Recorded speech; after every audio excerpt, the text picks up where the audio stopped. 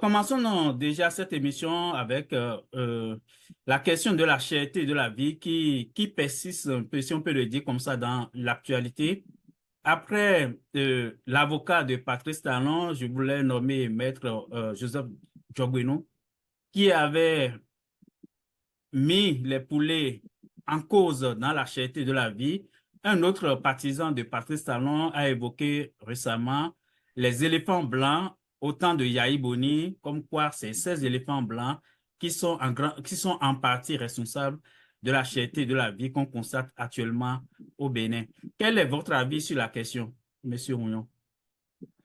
Merci beaucoup, Monsieur Jules Dossou. Au fait, ils sont en train d'étaler clairement un peu l'entourage du président Talon. On a encore du respect pour lui. C'est pour ça qu'on parle de président. Sinon, si on devait respecter les normes, on ne pourra plus parler de président parce que 5 ans, c'est 5 ans. Il a voulu lui-même, il a martelé. Mais puisqu'il est là et qu'on est pacifique, on est tolérant, on va continuer à l'appeler président. Après, nous, on a vu que il y a encore M. Odel Aladatin enfoncer le clou dans une moquerie publique. Ouais, c'est une moquerie que de penser qu'après 8 ans de gouvernance et par des gens qui étaient dans le système, qui ont fait même l'ancien système, et qu'on nous dise que c'est parce que sous l'ancien régime, il y a plus de 8 ans, c'est-à-dire une dizaine d'années, il y avait eu des mal-donnes financières et des problèmes liés à un truc de 20 milliards que 8 ans après, les Béninois ont fait. Avec tous les scandales qu'on a connus sous le régime de Talon, tellement de scandales qu'on ne peut pas clarifier parce que le système est opaque et il ne donne même pas la possibilité de connaître le salaire déjà. Et, et que ces gens-là, qui sont les proches du chef de l'État, et on apprend même qu'ils sont familiers au chef de l'État, qu'ils ont une proximité familiale, et qui viennent dire ça publiquement, ça prouve qu'il est très mal entouré, il s'est fait très mal entourer, et ça va contre et cette déclaration avant les présidentielles de 2016, où il nous disait que lui s'est choisi les bonnes ressources humaines et c'est pour ça qu'il a réussi dans la vie, qu'il a bien géré le coton et qu'il est devenu milliardaire. Là, on est complètement tombé des nues parce que ces deux personnalités qui suivent le chef de l'État, qui conseillent certainement le chef de l'État, ne peuvent pas venir dire ça. Et lorsqu'on prend un peu le parcours du doyen Orden Aladatin, les postes qu'il a occupés, son implication dans la moralité de la vie publique sous le régime précédent, où il dénonçait pas mal de choses, c'est vraiment intriguant de se rendre compte qu'ils viennent porter comme argument public que nous avons fait aujourd'hui au Bénin parce que le régime précédent a fait des malversations financières. Quel serait donc le rôle de son régime à lui, qu'il soutient?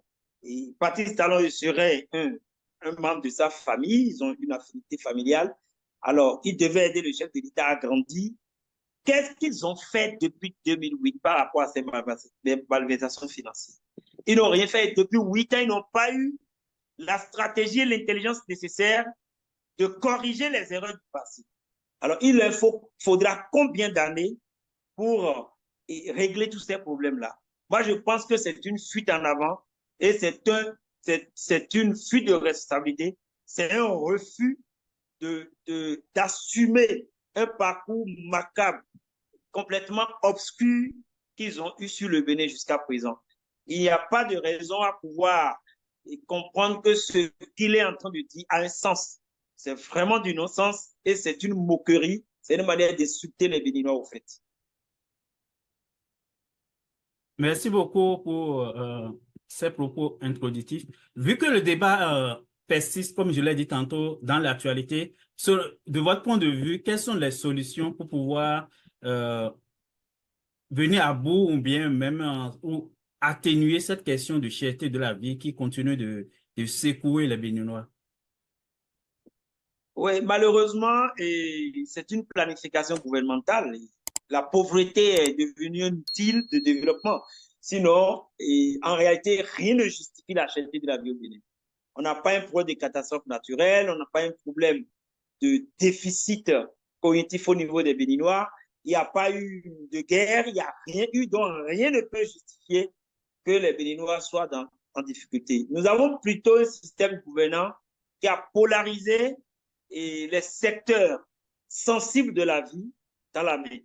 On sait que le président Talon a été spécialiste des négociants agricoles, il ne va pas au champ, mais c'est lui qui gère tout ce qui est, tous les produits qui viennent du champ, les produits de la terre. Il veut tout gérer. Du coton, il est passé à tout ce que vous savez, jusqu'il est rentré dans toutes les cultures vivrières, dont les cultures de base comme le maïs. Comment il est rentré dedans? Pas forcément en exportant. Il est rentré dedans en imposant au fait les intrants agricoles. Ils ont monté un système qui a clochardisé le monde paysan. Ça a fait que les gens ont appris la dépendance par rapport aux engrais et même pour le saclage simple qui était manuel. Et on en est arrivé à utiliser des glyphosates, tout ce qui est interdit ailleurs. Dans cet apprentissage de la fainéantise, les gens ont appris la dépendance et vu qu'on est dans un système qui se bat pour combattre le milieu rural tout le temps, pour ne pas glorifier les paysans, pour ne pas installer les paysans dans leur, comme étant experts de leur champ, les transformer en producteurs et qu'on a passé, le gouvernement a passé tout le temps à les combattre, les paysans aussi n'ont pas pu grandir. Et ils sont dans la fuite, ils sont dans les émigrants, ils sont dans les zones rurales, ils sont en train même, d'autres sont même en train d'étudier pour quitter carrément le monde paysan. Au même moment, le système gouvernant ne prévoit pas du tout former des cadres pour pouvoir aller remplacer les paysans, former des producteurs. Il n'y a aucun programme au Bénin qui appuie un Béninois qui veut aller à la production. Aucun programme. Tout est monté pour vider le grenier. Donc, dans ce genre de situation, c'est tout simple de constater que les produits doivent coûter cher. Si tout le monde doit être à l'école, devenir chômeur et se mettre au métier secondaire et tertiaire, on veut que les gens aillent dans le tourisme, dans le secrétariat, dans le taxi, ou bien, comment on appelle, la vente de crédit et du GSM. Vous voyez que la production va connaître une baisse énorme parce qu'il n'y a pas de planification pour permettre, par exemple, à une minorité de Béninois d'aller à la production, parce que c'est la production agricole sur grande surface qui va résoudre le problème. Jusqu'à aujourd'hui, nous sommes dans la précarité, l'agriculture de subsistance, et ils sont nombreux dedans. Donc, ça fait qu'on a encore ce pouvoir tampon d'obtenir des produits accessibles sur le marché. Mais avec un mercantiliste au pouvoir qui est dans le système négociant, qui est au début, il vient mettre des intrants, après il récupère les produits, il ne veut pas intervenir dans les itinéraires techniques, il va arriver à un moment où ça va être comme une échelle de Ponzi et tout le monde va se retrouver au bas de l'échelle. Et moi, je comprends on peut l'expliquer politiquement. C'est pour vous dire, hein, je vais répondre à la question tout à l'heure, d'expliquer comment on peut résoudre. Il faut d'abord voir les bien fondés. Il faut dire que politiquement, ces gens-là, vu qu'ils ne dépendent que du trésor public, ils dépendent que des prêts, ils dépendent que de l'argent tombé cash dans la caisse publique, ils n'ont pas une idée claire des enjeux du système qui tient le Bénin. Donc, ils se disent que plus les Béninois sont pauvres et misérables, moins ils auront la capacité d'être regardants sur le système gouvernant. Donc, j'ai comme l'impression qu'ils ont monté un système qui n'est pas de ce régime, hein, ça a évolué progressivement, c'est arrivé à son optimum, un système de paupérisation. Parce qu'ils se disent dans la tête, si les Béninois sont à l'aise, sont heureux, ils vont nous critiquer. La preuve, un ressortissant je dis ressortissant, un alumni de Harvard, qui est ministre des Finances chez nous, a avancé l'hypothèse que plus les crédits et GSM vont coûter moins cher, les Béninois vont aller vers la distraction, vers la pornographie, et critiquer son gouvernement qui l'emploie. Donc, les gens qui tiennent ce genre de raisonnement, vous imaginez qu'ils ont toutes les raisons possibles pour réduire le train de vie, paupériser, clochardiser les populations. Je crois que c'est une politique du genre qui est en cours. Ce n'est pas une cherté de la vie qui est technique. C'est une cherté de la vie qui est programmée politiquement. Maintenant les Béninois dans la misère. Vous allez voir qu'ils vont se retrouver dans une situation où ils seront complètement occupés par leurs conditions de vie. Et évitons de mettre la monnaie en circulation. Les Béninois, lorsqu'ils seront extrêmement pauvres, ils ne pourront même pas être regardants des questions politiques parce que c'est celui qui est rassasié, qui est bien dans sa tête, qui en arrive à régler les problèmes de, comment on appelle, les problèmes de politique, de philosophie, les problèmes de défi. Donc, ils ont monté un système qui met à genoux les Béninois et qui va empêcher les Béninois de pouvoir joindre les deux bouts. Moi, je pense que c'est la base philosophique même de ce qu'on est en train de vivre au Bénin. Et pour en venir à la solution, c'est très simple. Le gouvernement a à sa tête un négociant d'intrants, un revendeur d'intrants, il n'en produit pas. Et c'est ça qui est le principal qui cause la cherté de la vie. Qu'est-ce qu'il a lieu de faire? Il suffit qu'en tant que gouverneur et homme d'affaires d'intrants, il décide de voir un peu dedans s'il est humain. Mais il faut savoir à la base que son problème n'est pas que les Béninois soient à l'aise. Si son problème est que les Béninois aient le feu au cul, il ne va jamais régler ce problème. Ça l'arrange vu le chaos. C'est dans le chaos qu'il arrive à progresser politiquement. Il n'a pas pour objectif de régler le problème humain. Sinon, en réalité, c'est tout simple. Il décide de baisser le prix des engrais. Vous allez voir que tout va baisser parce que les gens sont en planification. Ils sont en prospection. Ils sont en train de projeter à l'avenir ce que va être leur récolte après la saison. On a déjà un autre problème qui est basique, c'est qu'on a une agriculture, un système de, je ne vais pas dire agriculture, un système de cultiver la terre qui est extrêmement tributaire des caprices naturels. Tant que Dieu n'arrose pas, tant que la nature même ne crée pas ces cycles favorables à la cycle végétatif favorable, on ne fait pas de l'agriculture au Bénin. On ne fait pas de la paysannerie. On attend carrément, on croise les bras pour que l'eau vienne. On est encore à ce stade primitif de l'espace agraire. Donc, vu tout ça, ça a coïncidé. On a remarqué, par exemple, que les produits de base comme la tomate, le piment coûtent cher. C'est-à-dire qu'avec les intrants, le problème des intrants qui est technique, qui est provoqué, il y a aussi le fait que la période a coïncidé avec la fin de la saison sèche. Or, à la fin de la saison sèche, vous savez qu'il n'y a pas d'eau, les gens.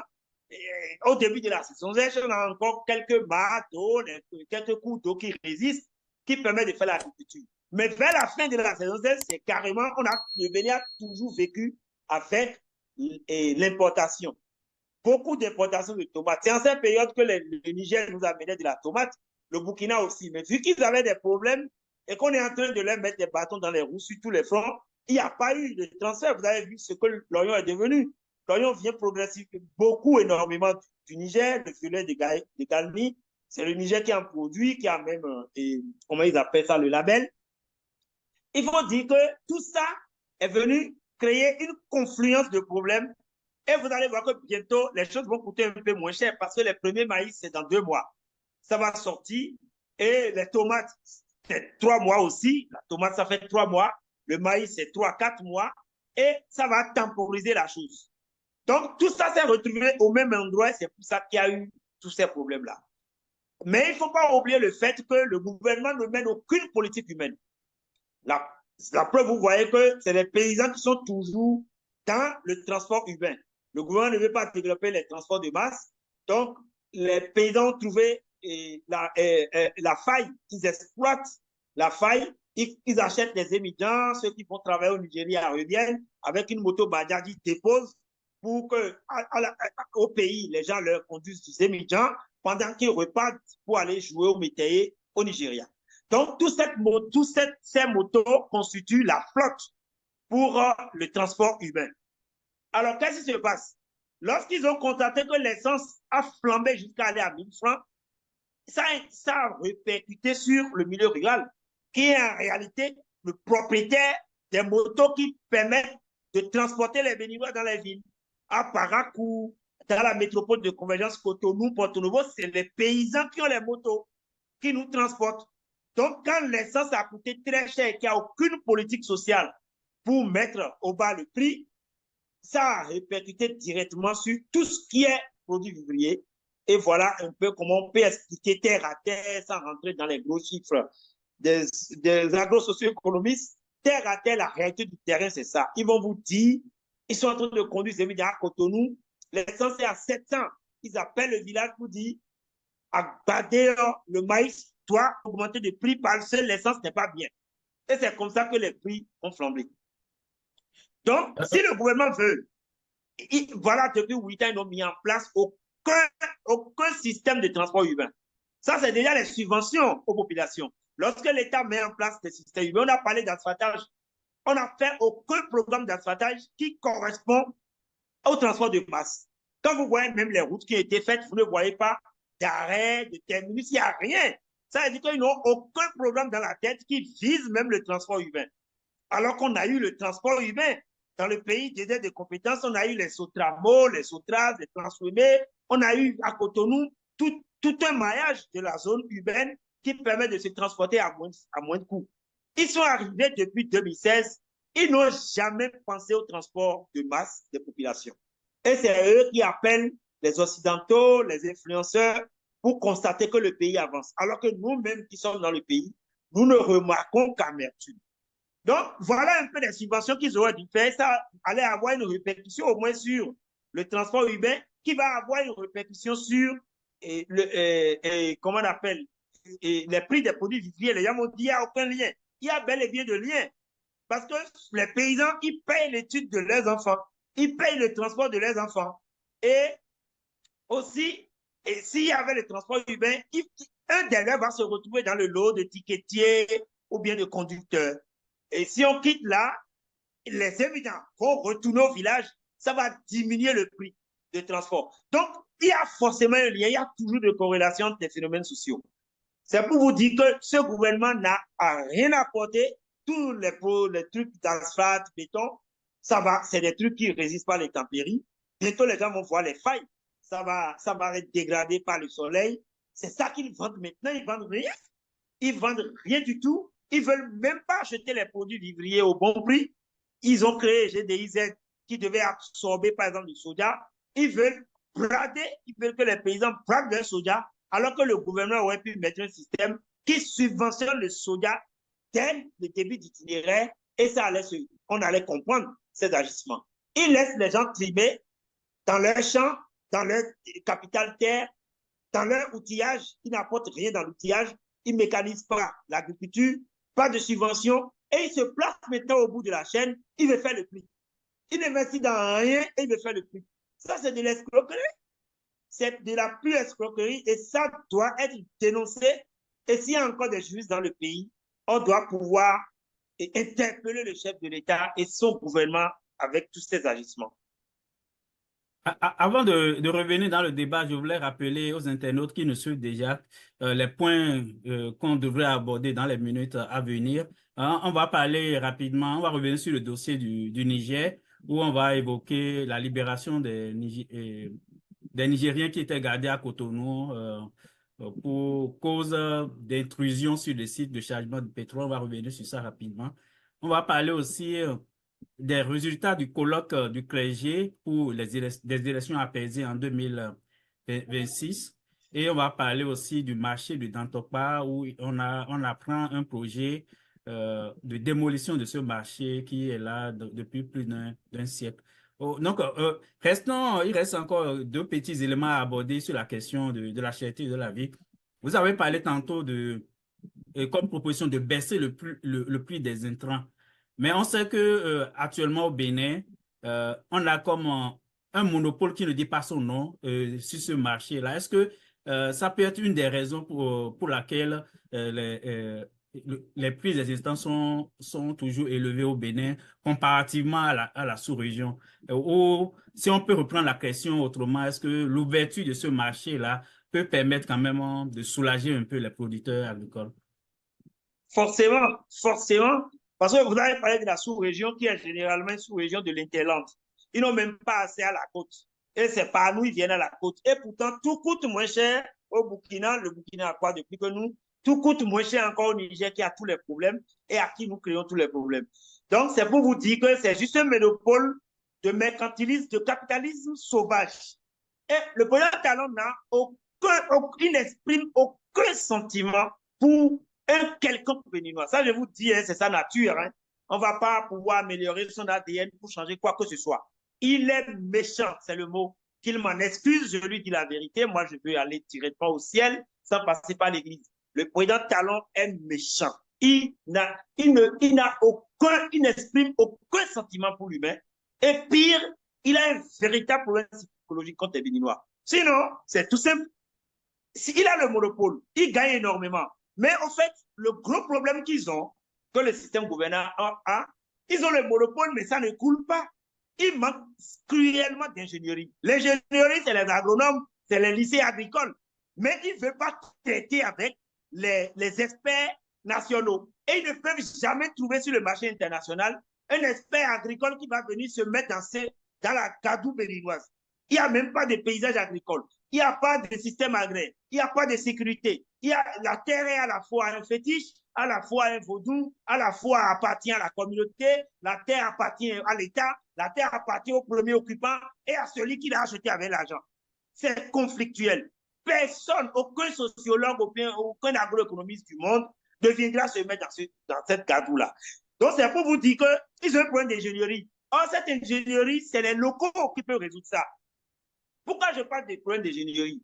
Vous avez vu ce qui s'est passé? Normalement, si le gouvernement était sérieux, ici, il y avait même un ministère de l'Agriculture, je sais qu'il y a des cadres agricoles très compétents, hyper compétents, mais que l'État a garé dans les ministères. Et ils sont en train d'organiser l'agriculture depuis les cabinets d'État et les structures d'agence ou bien les conseillers foireux, comme ce qu'on a vu là avec le cas du maître et le cas du cousin. Vous voyez? Donc, c'est des gens qui ne disent pas la vérité à leur frère qui est dirigeant d'un pays. Ce n'est pas dirigeant d'une communauté, d'une ethnie, d'une famille. Dirigeant d'un pays. Donc, il y a des gens neutres comme moi qui allons subir énormément alors que nous n'avons pas de conflits normalement. Donc, c'est pour vous dire que s'il devait y avoir solution, c'est maintenant que l'État devait ouvrir. Quand ils ont perdu, ils se sont amusés depuis 2016, depuis 8 ans, ils devaient ouvrir les fermes d'État. Aucune ferme d'État n'a été restaurée depuis 8 ans. Vous imaginez? Quelqu'un qui est négociant agricole, qui prend le pouvoir, et il avait même le cliché de milliardaire. Il prend le pouvoir et il n'a restauré aucune ferme d'État. On en a 5 ou 4. La ferme de l'Opara seule, qui est au bout de l'Ouémé là-bas, dans la Libori, qui quitte depuis Niki, qui va rejoindre l'Ouémé pour donner du pétrole au Nigeria, tout ça. Mais cette ferme, ça fait 33 000 hectares. Depuis 8 ans, l'État n'a pas mis un franc dedans. Vous imaginez? La ferme de Bétékoukou, près de 6 000 hectares. Plateforme de Dassa, qui est à Dassa là, qui va aider toute cette zone, les collines. L'État n'a rien mis dedans depuis 8 ans. Vous imaginez?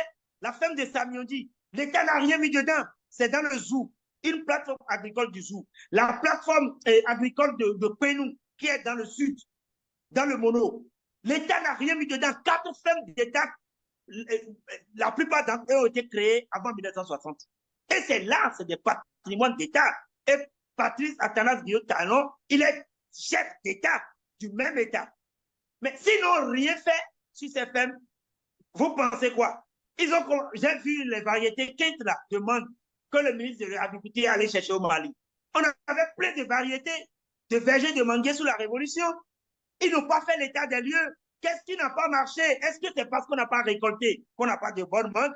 Est-ce que c'est parce qu'on n'a pas entretenu les manguiers de Komi, Guéa et consorts? À Parakou, n'en parlons pas, l'État a mis plein de vergers. Ils n'ont rien fait, ils n'ont pas fait d'état des lieux. Ils ont ramené les variétés Kent. On en est où pour les variétés Kent? C'est la seule action agricole que j'ai dit que le gouvernement a faite. Et pourtant, on n'a pas la suite.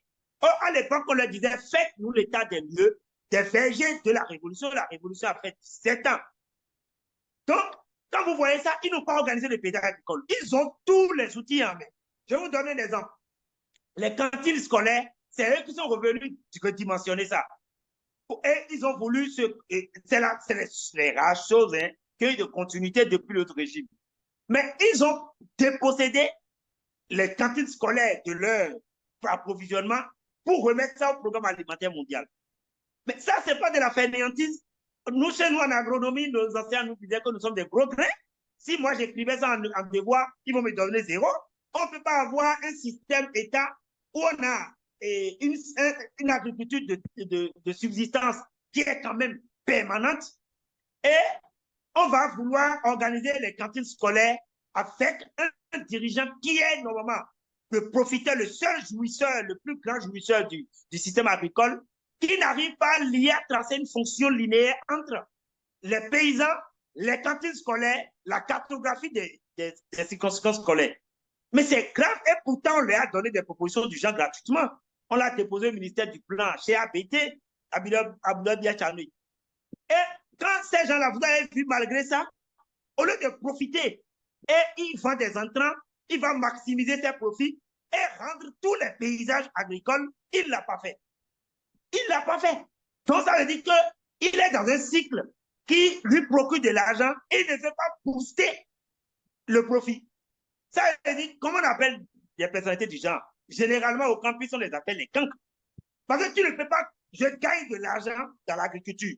J'importe des intrants agricoles. Ce n'est pas pour les émigrants, ce n'est pas pour faire rouler les voitures ni les avions, c'est pour le champ.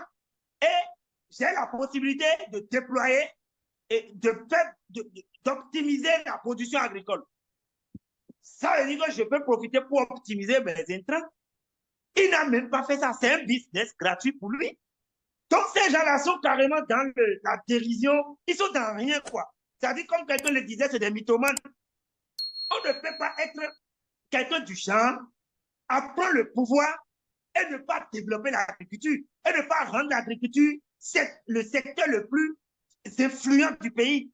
C'est-à-dire, normalement, les jeunes aujourd'hui vont abandonner les bancs pour devenir agriculteurs. Mais c'est le secteur qui l'a le plus clochardisé. Même les paysans qui ne parlent pas sont en train de faire syndicat pour parler. C'est extrêmement grave. Il n'a même pas l'esprit cognitif pour son propre business. Ça veut dire qu'il n'est pas dans l'agriculture. Il n'est pas dans le business de l'agriculture. C'est quelqu'un qui profite juste des ristournes d'État et puis de là. Il n'est pas dans l'agriculture. Parce qu'il a tous les moyens. Il a les fermes d'État. Vous voyez ça? Il va bombarder ces intrants là-bas, ces intrants-là, engrais qu'on soit là-bas. Et il justifie qu'il a remis les fermes d'État en État. Et nous, on va gagner du maïs aujourd'hui. Et il y a beaucoup d'autres secteurs comme ça. Il peut dans chaque département, chaque commune. Regardez, en plus, c'est lui qui a nommé les maires. C'est lui qui a nommé les CA. C'est lui qui a nommé les députés. Ça veut dire qu'il a tous les pouvoirs en main. Il n'a même pas eu d'opposition. Et il a été incapable de faire tout ce qu'il peut faire pour faire avancer le Bénin et se faire avancer en privé. S'il fait avancer l'agriculture au Bénin, s'il rend le coton beaucoup plus dynamique, il ne connaît rien du coton. Il ne connaît rien du coton, il ne produit pas du coton. Mais s'il est devenu président, il peut apprendre le coton maintenant, faire du coton biologique et rentabiliser le coton à l'unité de surface. C'est possible. On n'a pas besoin de continuer avec l'agriculture extensive. Les gens déracinent les forêts pour faire du coton parce qu'ils veulent maximiser. Et ils n'arrivent jamais à gagner. Les paysans sont dans le défi. Chaque fois, ils sont dans les recettes négatives. Et au lieu de comprendre, ils ne veulent pas faire demi-tour. Ils s'enfoncent encore. Ils emblâment encore 200 hectares de forêt. Et ce monsieur-là, il est tranquille à les frères marins à Cotonou. Il nous fait le malin, il voyage, il va au Brésil. Il est là, il fait des envolées. Et il n'a même pas conscience du secteur qu'il a fait. Vous imaginez? Et vous voulez qu'il ait conscience des humains?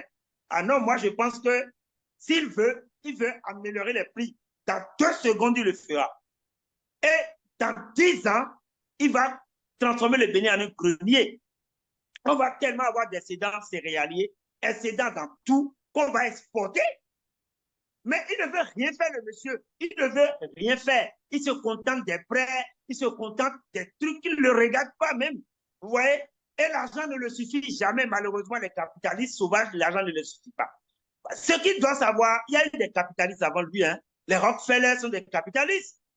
Les Rothschild, là, sont des capitalistes. C'est eux qui ont fait le Musée national d'histoire naturelle de Paris. Le musée de Louvre, ce n'est pas l'État français qui l'a fait, c'est des capitalistes. Et le système agraire développé en France, les subventions, c'est les capitalistes.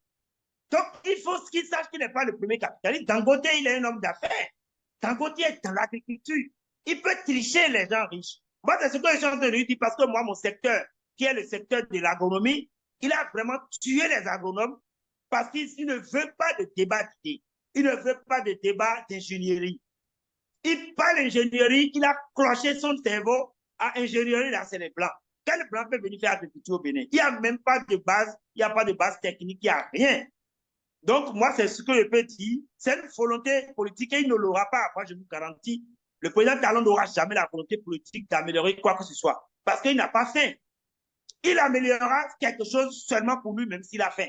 Il n'a pas la conscience humaine qui dirige un pays.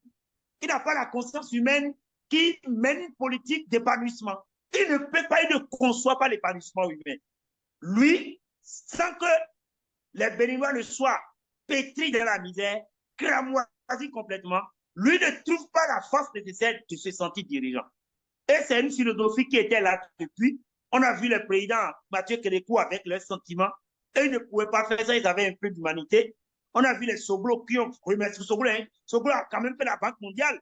Et pourtant, ben, lui, il a été le seul, l'un des rares présidents à primer les paysans, à même classer les paysans par production, par productivité, et les faire promener dans la vieille consort. On a vu les chefs GV avec du souris qui leur a donné du ton et ils se sont remis à l'agriculture. Mais regardez Talon. Il a fait quoi aux paysans? À part les mettre, les faire venir et les haranguer, être là en train de les haranguer pour prouver que lui, il a maîtrisé le français. On est vraiment dans une crise d'humanité qui ne dit pas son nom. Ça ne dit pas son nom, les intellectuels sont fatigués parce qu'ils ne font pas les petits débats.